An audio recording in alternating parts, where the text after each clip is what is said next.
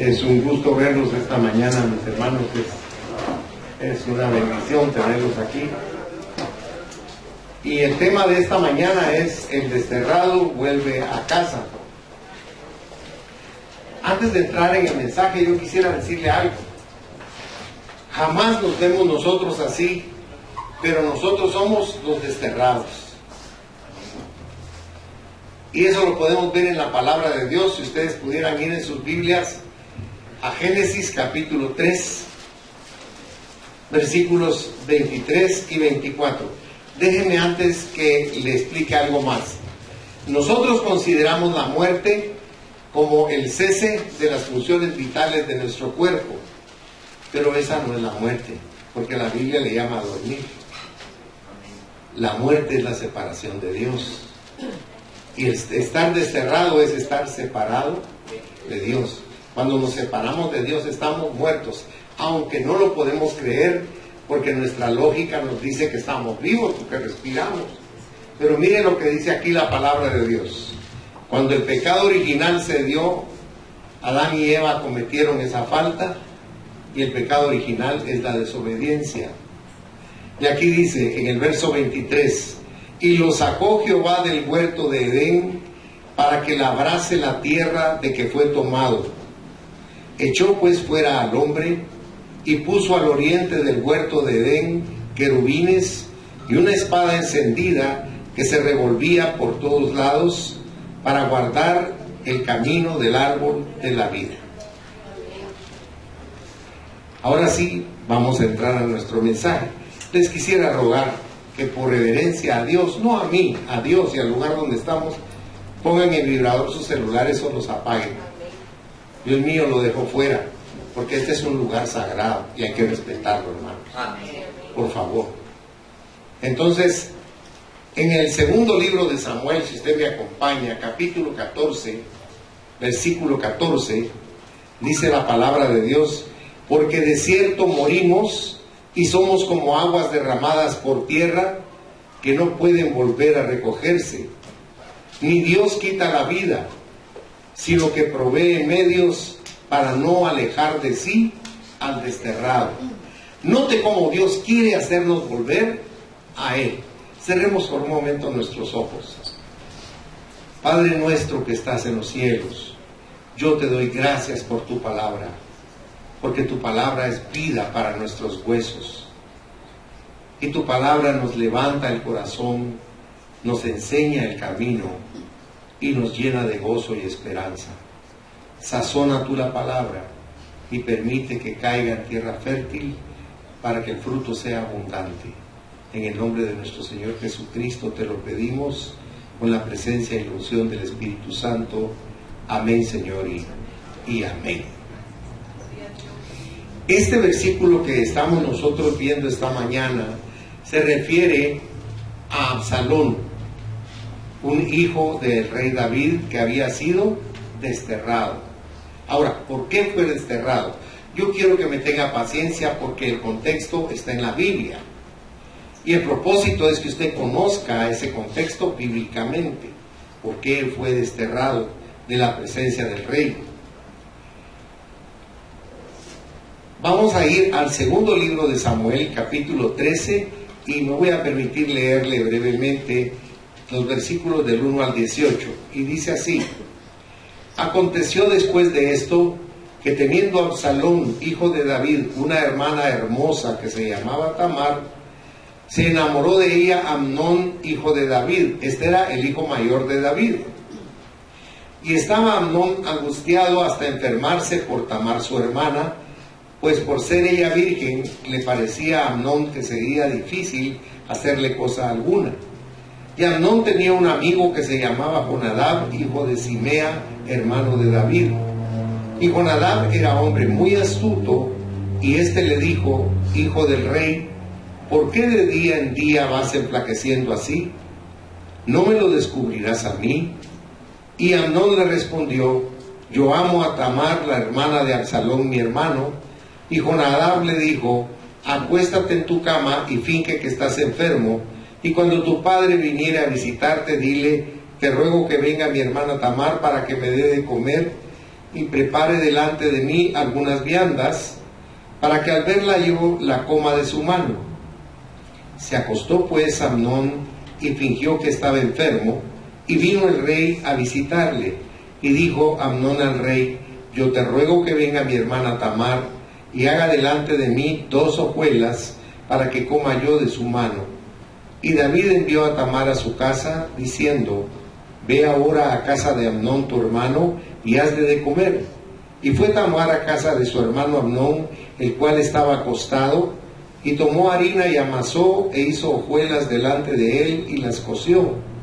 Tomó luego la sartén, y la sacó delante de él, mas él no quiso comer. Y dijo a Amnón: echad fuera de aquí a todos. Y todos salieron de ahí. Entonces Amnón dijo a Tamar: trae la comida a la alcoba, para que yo coma de tu mano.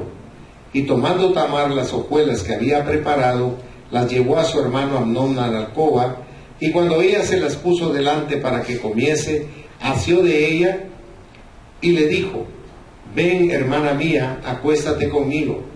Ella entonces le respondió: no, hermano mío, no me hagas violencia, porque no se debe hacer así en Israel. No hagas tal vileza, porque ¿a dónde iría yo con mi deshonra? Y aún tú serías estimado como uno de los perversos en Israel. Te ruego pues ahora que hables al rey, que él no me negará a ti. Mas él no quiso oír, sino que pudiendo más que ella, la forzó y se acostó con ella.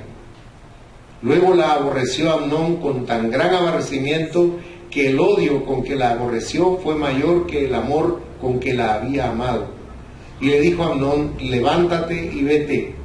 Y ella le respondió: no hay razón, mayor mal es este de arrojarme que el que me has hecho. Mas él no la quiso oír, sino que llamando a su criado que le servía, le dijo: échame a esta fuera de aquí, y cierra tras ella la puerta.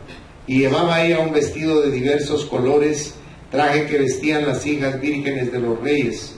Su criado pues la echó fuera y cerró la puerta tras ella.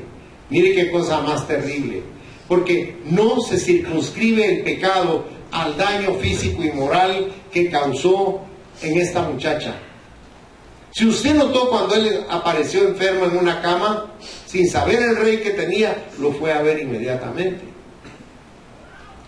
Pero cuando él pidió que fuera su hermana, el rey no titubeó en enviarla. El rey era un padre que estaba siendo inconsecuente con las cosas, no observaba con detenimiento. ¿Por qué le digo esto? Porque él era juez y rey. Él tenía que observarlo todo con detenimiento, pero a sus hijos no les estaba poniendo él la atención debida. Ahora, ¿por qué el daño fue tan duro, fue tan tremendo y tan profundo? Porque el corazón de Absalón, su hijo, se llenó de un odio tan profundo hacia su padre, que posteriormente, usted conoce la historia, intentó asesinarlo, quitarle todo lo que tenía y destruirle su vida. El corazón de este varón se llenó de tanto odio. ¿Sabe? Dios nos dice a nosotros que no nos llenemos de odio, que no guardemos rencores, porque nosotros tendemos por nuestra naturaleza a ser como Amnón. Uno ve a Amnón y dice: qué malo ese tipo, qué perverso. Pero él solo es un reflejo de lo que es el ser humano. Amén. Por eso Pablo, cuando usted lee la carta a los romanos, recuerde que Roma era un lugar cosmopolita, un lugar de mucha sabiduría, de mucho conocimiento, de mucho poder económico y de mucho comercio, pero de nada de espiritualidad. Ahí reinaba la inmoralidad. Y si usted va a la carta a los romanos, en el capítulo 2, dice el versículo 1, hablándonos a nosotros, dice Pablo: por lo cual eres inexcusable, oh hombre. Ahí está hablando genéricamente, hombre o mujer. Quien quiera que seas tú, dice, que ¿qué es? Que juzgas. Porque lo que juzgas a otro, ¿qué dice? Te condenas a ti mismo. ¿Por qué? Porque tú que juzgas, ¿qué dice? Haces lo mismo. Amén. Amén. Por eso, no vea tan rápido lo que estamos hablando. Analícelo, por favor, porque está hablando de nosotros. Nosotros tendemos a ver hacia afuera siempre, pero el propósito de Dios es que veamos hacia adentro. Por eso no nos conocemos. Dios quiere que nos conozcamos a nosotros mismos. Y la única manera de hacerlo es por medio de la palabra de Dios. Porque cuando usted conoce a Dios, se conoce a sí mismo. Porque nos hizo a su imagen y a su semejanza. Ahora, 2 años después, Absalón mató a su hermano Amnón. Mírenlo conmigo, por favor. Téngame paciencia, pero es importante que lo leamos. Dice en el segundo libro de Samuel, capítulo 13, del 21 al 39. Y luego que el rey David oyó todo esto, ¿qué dice su Biblia? Se enojó mucho. Solo se enojó, ¿verdad? No importó la barbaridad que había hecho su hijo mayor. Como que las mujeres tenían que aguantarlo todo. Eso no es así, hermanos. Eso no es así. Porque si no, no diría la Biblia en Efesios capítulo 5, 22, que los esposos deben amar a sus esposas como a sí mismos. Dice más adelante que el esposo debe amar a su esposa como Cristo amó a la iglesia. Dice Pedro en su primera carta en el capítulo 3, 6 versículos para la esposa, donde le aconseja cómo debe ser con su esposo. Pero al esposo le dice en el 7º versículo que sea amoroso y tierno y considerado con su esposa y que la trate como a vaso, dice, más frágil. Hermano, yo no le estoy hablando aquí de feminismo, le estoy hablando de espiritualidad. Porque si usted trata a su esposa con la delicadeza y la ternura que Dios nos demanda, ¿qué va a recibir? La vida es una siembra. Dice en Gálatas capítulo 6, versículo 7, que no nos engañemos, porque todo lo que nosotros sembremos lo vamos a cegar, lo vamos a cosechar. Y si sembramos para la carne, vamos a cosechar, ¿qué dice? Corrupción y muerte, dice ahí. Pero si sembramos para el Espíritu, del Espíritu cosechamos vida eterna. Porque usted no tiene idea lo breve que es la vida en la tierra. Es un soplo, hermanos. Es como neblina. Es una velocidad increíble. Pero usted lo descubre hasta que tiene 60, 70, 80 años. Antes no lo ve así. Cuando uno es joven cree que va a ser young forever. Pero no es así, hermanos. No es así. Hoy estábamos hablando con Betty y le estaba contando yo de mis incomodidades y me dice ella, si a mí me cuesta agacharme, y ella es joven. Pero ¿sabe qué pasa? Los años no perdonan, hermanos.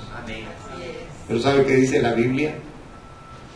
Que cuando hablamos con Dios y le confesamos nuestros pecados, nuestros huesos se rejuvenecen. ¡Qué poder!, ¿verdad? ¡Qué poder! Dios da juventud, da energía, da salud, da fuerza. Porque Él es la vida, hermano. Jesucristo es la vida. Él lo dijo con su boca. Por eso es tan interesante ver esta porción que estamos viendo esta mañana. Verso 22. Mas Absalón no habló con Amnón ni malo ni bueno, aunque Absalón aborrecía a Amnón porque había forzado a Tamar su hermana. Aconteció pasados 2 años que Absalón tenía esquiladores en Baal-Azor, que está junto a Efraín, y convidó a Absalón a todos los hijos del rey. Y vino Absalón al rey y dijo: he aquí, tu siervo tiene ahora esquiladores, yo ruego que venga el rey y sus siervos con tu siervo. Y respondió el rey a Absalón: no, hijo mío, no vamos todos, para que no te seamos gravosos. Y aunque porfió con él, no quiso ir, mas le bendijo. Entonces dijo Absalón: pues si no, te ruego que venga con nosotros Amnón mi hermano. Y el rey le respondió: ¿para qué ha de ir contigo? Pero como Absalón le importunaba, dejó ir con él a Amnón y a todos los hijos del rey. Y Absalón había dado orden a sus criados diciendo: os ruego que miréis cuando el corazón de Amnón esté alegre por el vino. Y al decir yo: herid a Amnón, entonces matadle, y no temáis, pues yo os lo he mandado. Esforzaos pues y sed valientes. Y los criados de Absalón hicieron con Amnón como Absalón les había mandado. Entonces se levantaron todos los hijos del rey, y montaron cada uno en su mula y huyeron. Estando ellos aún en el camino, llegó a David el rumor que decía: Absalón ha dado muerte a todos los hijos del rey, y ninguno de ellos ha quedado. Entonces, levantándose David, rasgó sus vestidos y se echó en tierra, y todos sus criados que estaban junto a él también rasgaron sus vestidos. Pero Jonadab, hijo de Simea, hermano de David, habló y dijo: no diga mi señor que han dado muerte a todos los jóvenes hijos del rey, pues solo Amnón ha sido muerto, porque por mandato de Absalón esto había sido determinado desde el día en que Amnón forzó a Tamar su hermana. Por tanto, ahora no ponga mi señor el rey en su corazón ese rumor que dice: todos los hijos del rey han sido muertos, porque solo Amnón ha sido muerto. Y Absalón huyó. Entre tanto, alzando sus ojos, el joven que estaba de atalaya miró, y he aquí mucha gente que venía por el camino a sus espaldas del lado del monte. Y dijo Jonadab al rey: he ahí los hijos del rey que vienen. Es así como tu siervo ha dicho. Cuando él acabó de hablar, he aquí los hijos del rey que vinieron, y alzando su voz lloraron. Y también el mismo rey y todos sus siervos lloraron con muy grande lamento. Mas Absalón huyó y se fue a Talmai, hijo de Amiud, rey de Gesur. Y David lloraba por su hijo todos los días. Así huyó Absalón y se fue a Gesur, y estuvo allá 3 años. Y el rey deseaba ver a Absalón, pues ya estaba consolado acerca de Amnón que había muerto. Mire todo el daño que se provoca cuando no hay una formación verdadera en los hijos. Nosotros tenemos un ministerio, se llama hogar, y en ese ministerio debemos velar por nuestros hijos, formarlos de tal modo que cuando ellos tengan sus hijos hagan lo mismo. ¿Por qué? Porque nos beneficia. A veces creemos que cuando obedecemos a Dios le estamos haciendo a Él un favor, sin darnos cuenta que los únicos favorecidos somos nosotros, cuando obedecemos a Dios con nuestro corazón. Pero habían pasado 3 años, ya él sentía en su corazón la necesidad de ver a Absalón. Ahora, fíjese que yo me preguntaba, ¿por qué quería tanto a Absalón? ¿Y sabe qué es lo que pasa? Absalón era un hombre bello. Le hablo en el sentido físico. Era un joven sumamente atractivo, bien parecido, diríamos ahora. Pero su corazón no era bueno. Y odiaba a su papá. Hay hijos que llegan a aborrecer a sus padres, pero los padres no se dan cuenta del odio tan profundo que se ha creado en su interior.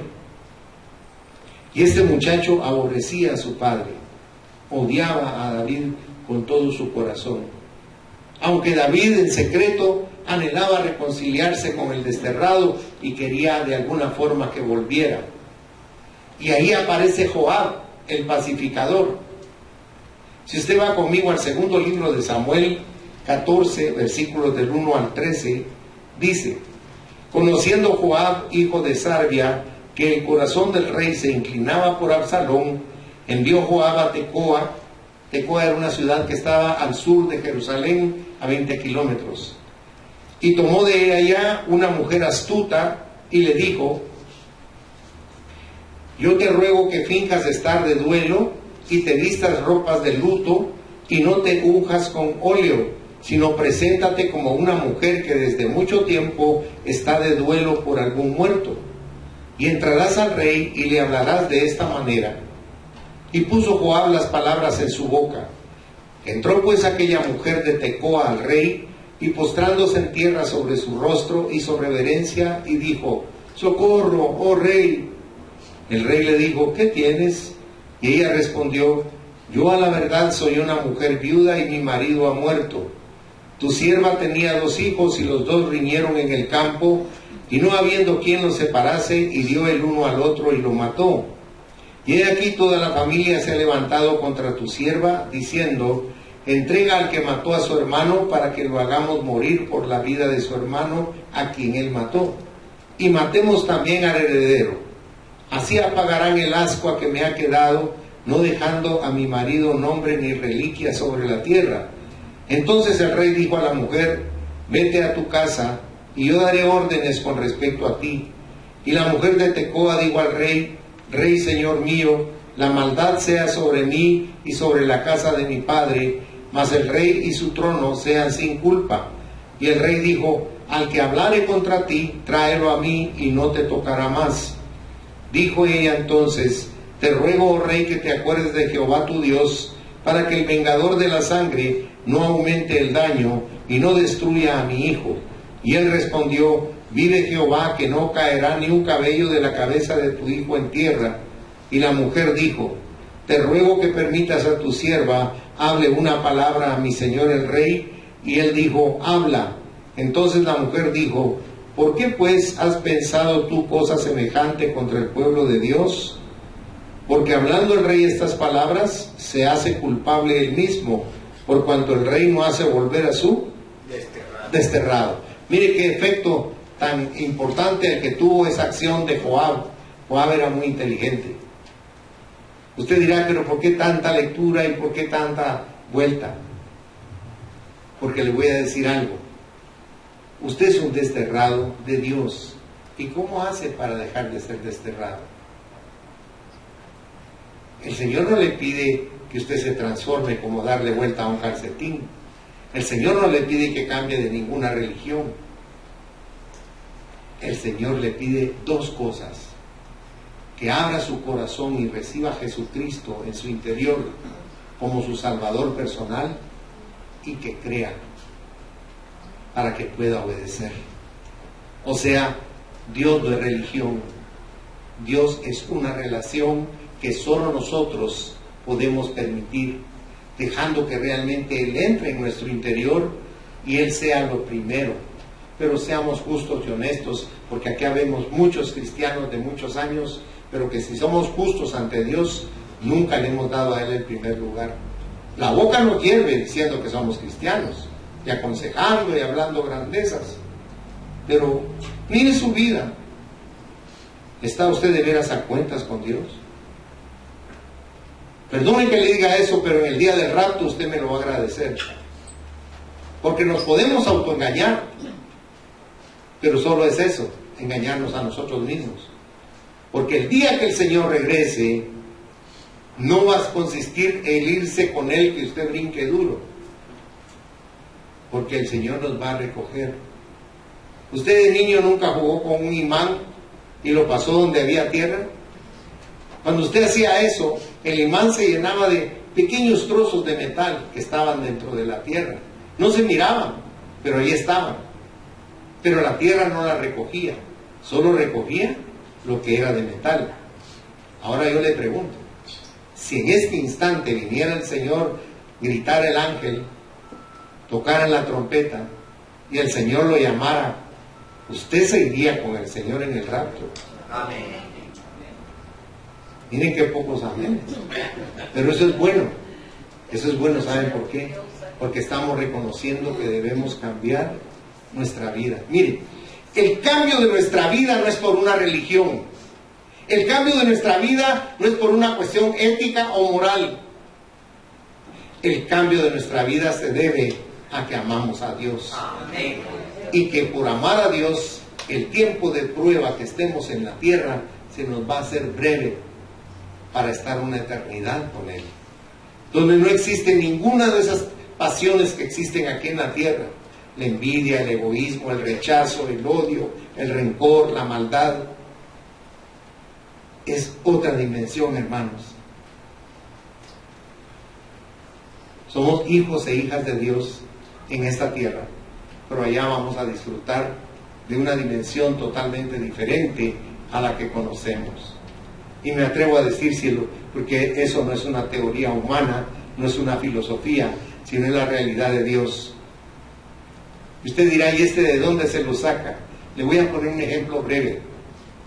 En la cruz del Calvario había un hombre que era un asesino, que era un ladrón, que era una persona maligna toda su vida, y estaba clavado en una cruz.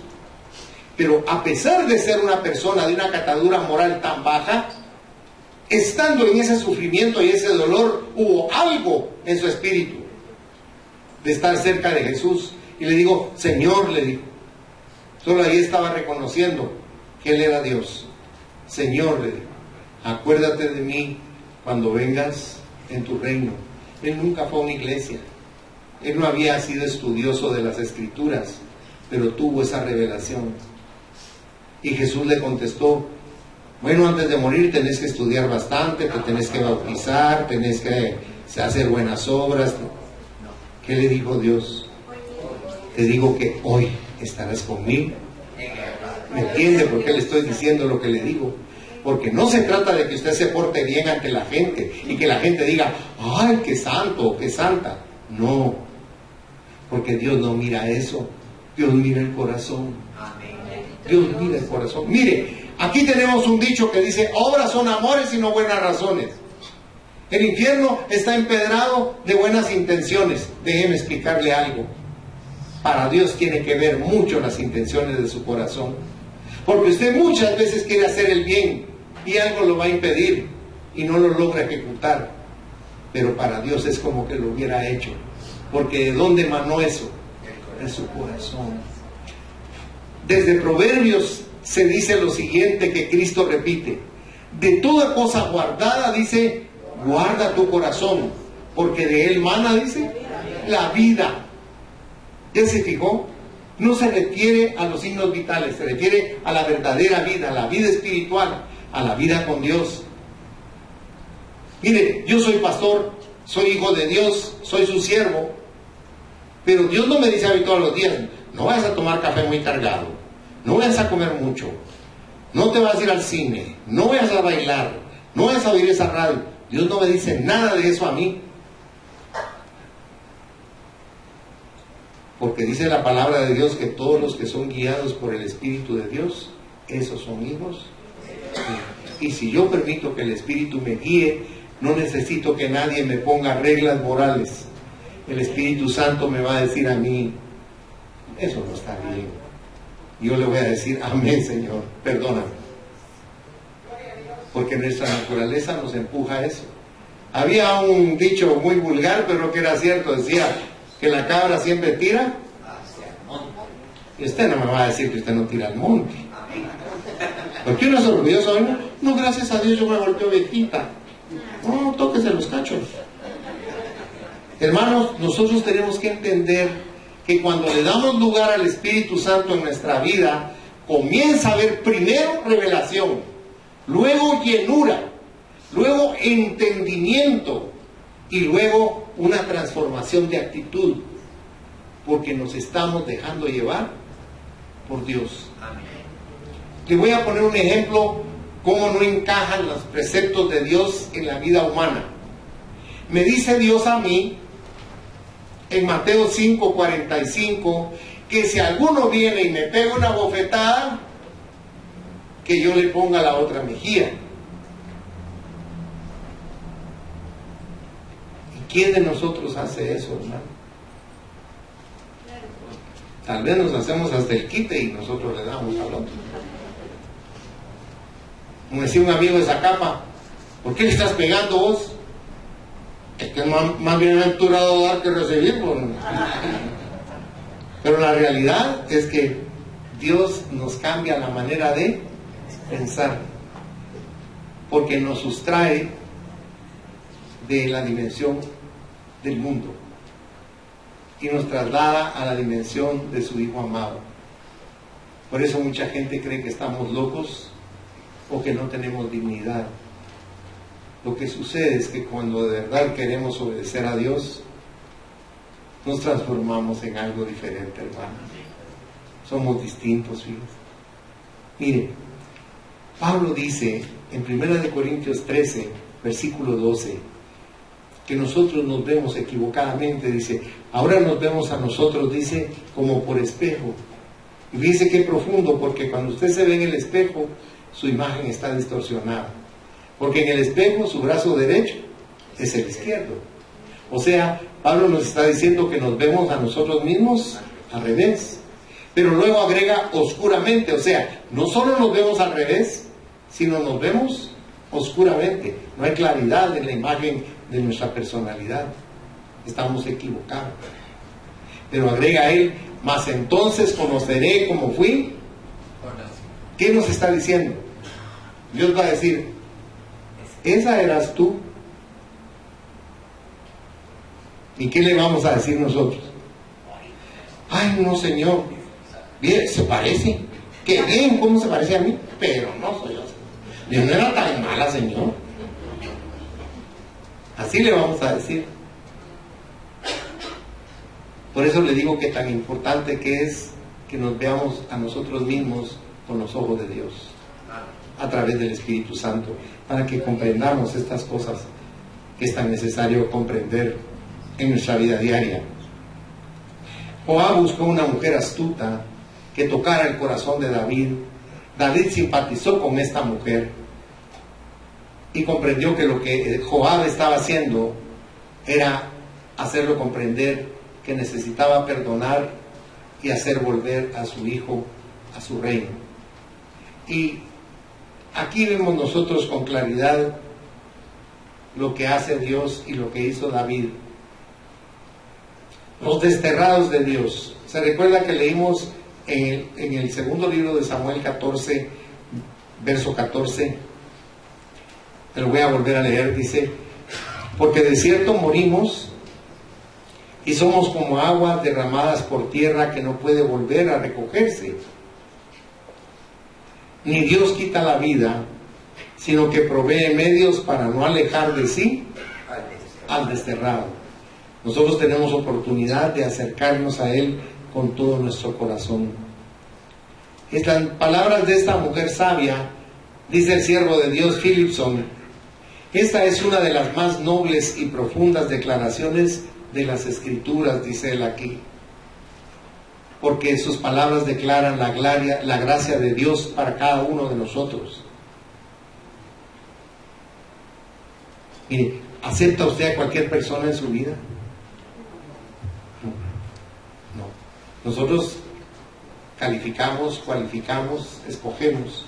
No aceptamos a cualquier persona en nuestra vida. Pero Dios nos acepta a todos, fíjese. Eso es un dilema para nosotros. ¿Por qué Dios hace eso? Porque para Dios no hay acepción de personas, lo vamos a ver más adelante. Porque de cierto moriremos, dice la palabra. Si usted va a Romanos capítulo 6, verso 23, dice la palabra, porque la paga del pecado es muerte, mas la dádiva de Dios es vida eterna en Cristo Jesús, Señor nuestro. Tenemos esa entrada para con Dios, porque está establecido que el hombre muera una sola vez. Mire, en Hebreos 9, versículo 27, nos dice el autor, y de la manera que está establecido para los hombres que mueran una sola vez, y después de esto, ¿qué dice su Biblia? El juicio. Todos tenemos que pasar por eso. Algunos de nuestros familiares ya se anticiparon, pero no se entristezca, usted va a pasar por ahí también. Siempre les digo en los velorios, miren esa persona que está ahí, mírenlo bien, porque la Biblia nos aconseja que consideremos que es el lugar donde en un momento vamos a estar nosotros también. Ahí nos toca estar. No hay un ser humano que pueda decir, yo no voy a estar ahí. Pero a todos nos toca pasar por ahí. Por eso es tan importante, ahora que estamos sanos, que estamos vivos, que pongamos nuestras vidas en las manos de Dios, para que el derrotero que tengamos para llegar al fin que Él ha preparado sea solo de bien y no de mal. Somos como aguas derramadas por tierra, dice, porque todos sufrimos los efectos del pecado. Dice la palabra que el que dice que no peca hacia Dios, mentiroso, dice. Porque todos pecamos, hermanos. El cristiano que le diga a usted que no peca, aléjese de él porque es un mentiroso. Todos pecamos, hermanos. Amén. Todos los días. Amén. Si no, no diría la palabra en 1 de Juan 1:9 que si confesamos nuestros pecados, Dios es fiel y justo para perdonar nuestros pecados y limpiarnos de toda maldad. O sea, Él nos deja nítidos cada día, nos limpia cada día, porque nos ama y no quiere que andemos jalando la hediondez, la fetidez del pecado. Nos limpia y nos deja inmaculados. Al final del día tenemos que volver a hablar con Él, porque en el día nos ensuciamos también. Pero qué lindo tener un Dios que nos permite ser limpios, porque todos los desterrados de Dios somos nosotros. Mire Romanos capítulo 5, versículo 12. Mire tan íntegra esta explicación de Pablo. Mire cómo dice: por tanto, como el pecado entró en el mundo por un hombre, y por el pecado, ¿qué dice su Biblia? La muerte. Así la muerte pasó a todos los hombres, por cuanto todos pecaron. Desgraciadamente nuestra naturaleza es una naturaleza de pecado. Pero no se necesita ningún pecado más para estar desterrados para siempre. Miren su Biblia, San Juan capítulo 3, verso 17. Juan 3, 17 dice: porque no envió Dios a su Hijo al mundo, ¿para qué dice su Biblia? Para condenar al mundo, sino para que el mundo sea salvo por Él. Lástima que eso lo descubrimos hasta que estamos agonizando. Pero usted tiene oportunidad hoy de pensar en eso, de que usted está libre y salvo por medio de Cristo en su corazón. Alabado sea Dios. Bendito sea Dios. Luego vemos que Dios provee también medios para que sus desterrados regresen a Él, porque Dios no hace acepción de personas. Mire lo que nos enseña Pedro en el libro de los Hechos, capítulo 10, versículo 34. Dice: entonces Pedro, abriendo la boca, dijo: en verdad comprendo que Dios no hace acepción de personas. Nadie puede decir: ay, no, es que he pecado mucho, a mí no me va a recibir. Esperándonos está, hermano. A todos, nos ama a todos. En una oportunidad un pastor estaba predicando, yo lo estaba escuchando. Digo, ¿se fijaron en el bolo que estaba tirado ahí en la trasera? Digo, ¿cómo estaba ese bolo? Ay, asqueroso, digo. Dijimos todos, pues. Está todo vomitado, orinado, lleno de moscas. Pero ¿saben una cosa? Digo, aún así como él está, Dios lo ama con todo su corazón. Amén. A mí como mi ignorancia era grande en las cosas espirituales, a mí me repugnó, pero después comprendí que así estaba yo en mi pecado, así estaba yo de sucio, porque cuando estudié la Biblia comprendí que la lepra es figura del pecado de nosotros. Así como un leproso era rechazado, así podría Dios rechazarnos por el pecado, pero nos ama y nos recibe. Es que eso es maravilloso cuando usted logra conocer a ese papá, conocer a ese Dios, conocer a ese ser que lo ama tan intensamente. ¿Podría usted pensar: he pecado tanto que estoy enfermo y Dios a mí no me va a sanar? Qué equivocado está usted, esperando está el Señor para curarlo, para restaurarlo, para levantarlo, para llenarlo de vida, pero de verdadera vida. Es la que Él ha preparado para nosotros.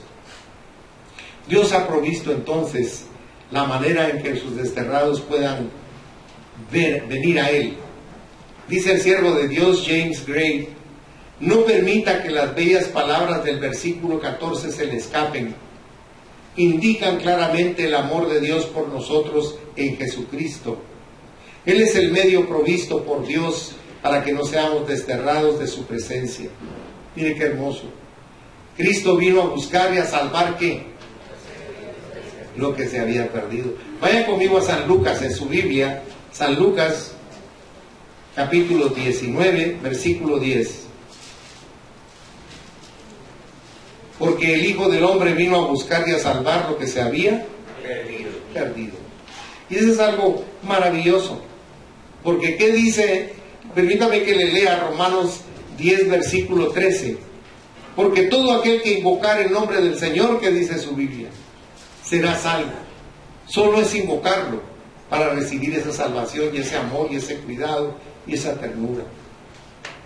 Yo le podría contar durante todo el día una serie de testimonios de mi propia vida donde he visto la mano de Dios obrando sobrenaturalmente. También he visto a veces que personas con quienes he orado y he amado intensamente, Dios se las ha llevado.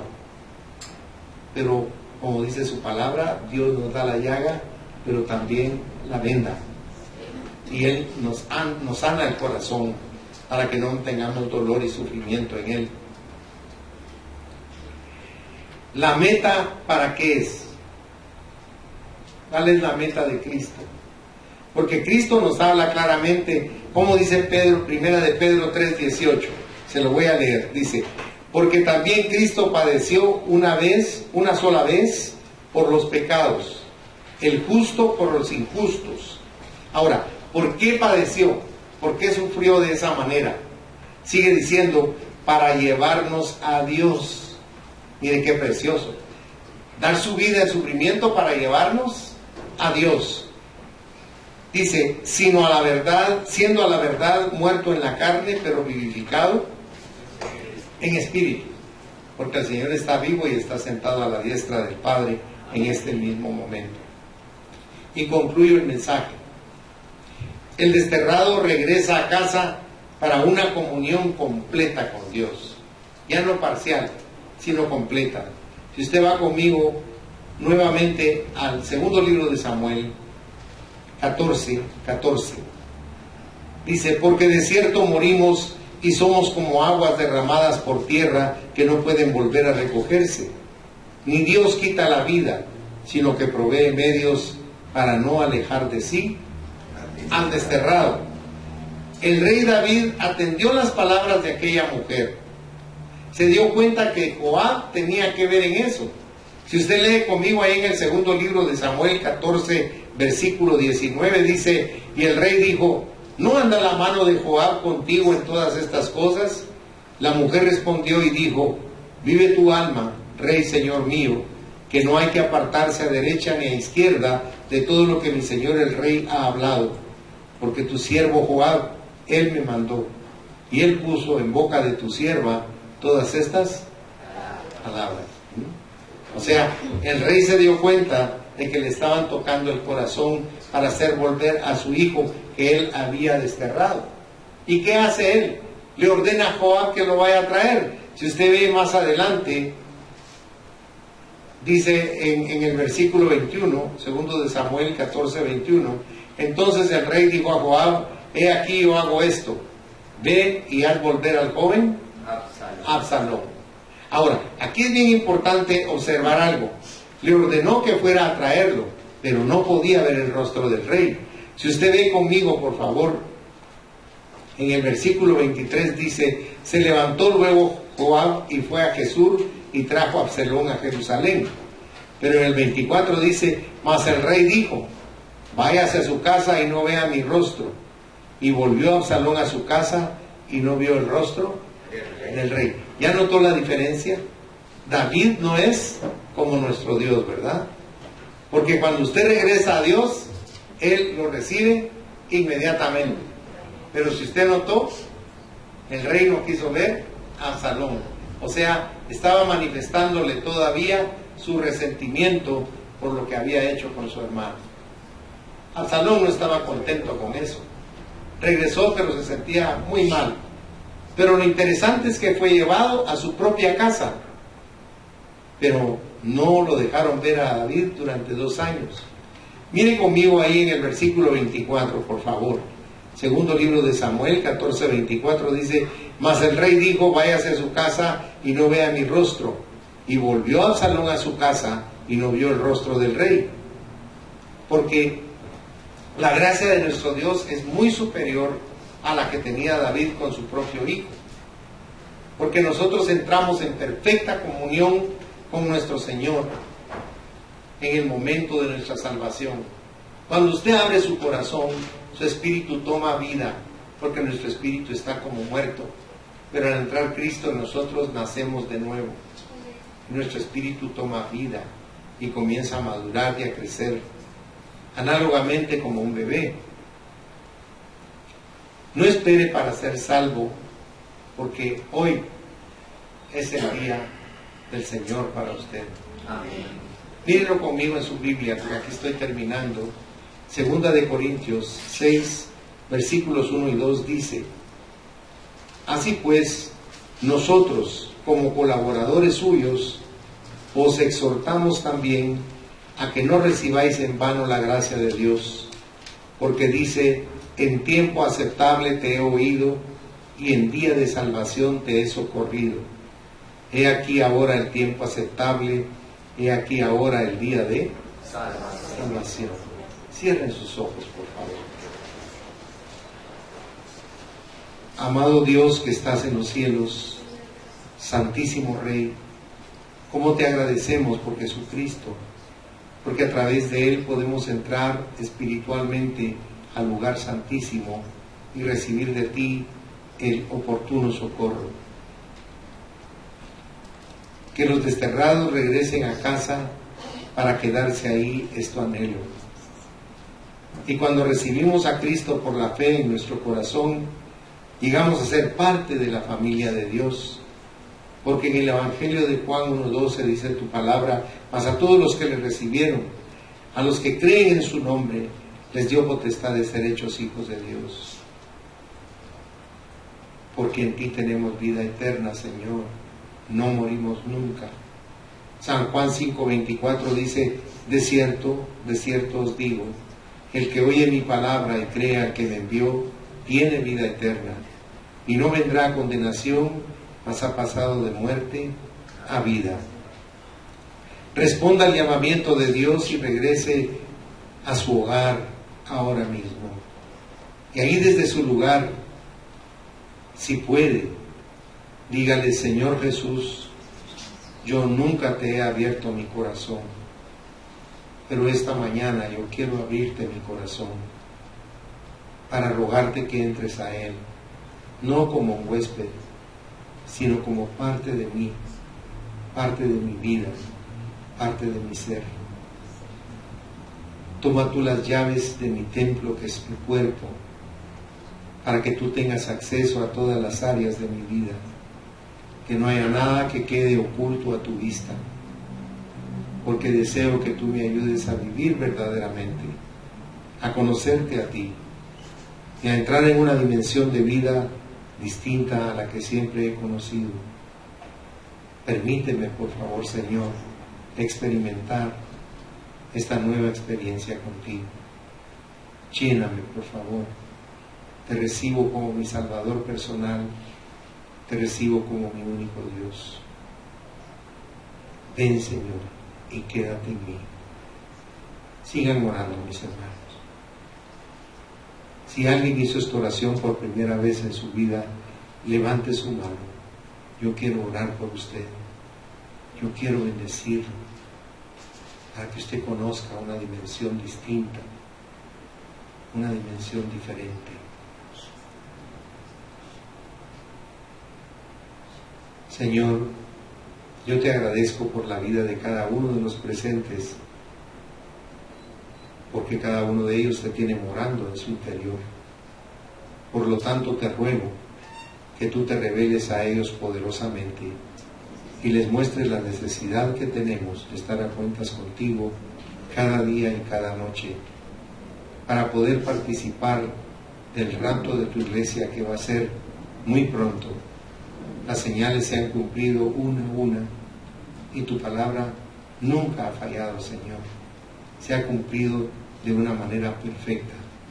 Por eso, Señor, en esta mañana te rogamos que nos ayudes a transformar nuestro carácter, nuestras actitudes, nuestros pensamientos, nuestros sentimientos, nuestras emociones.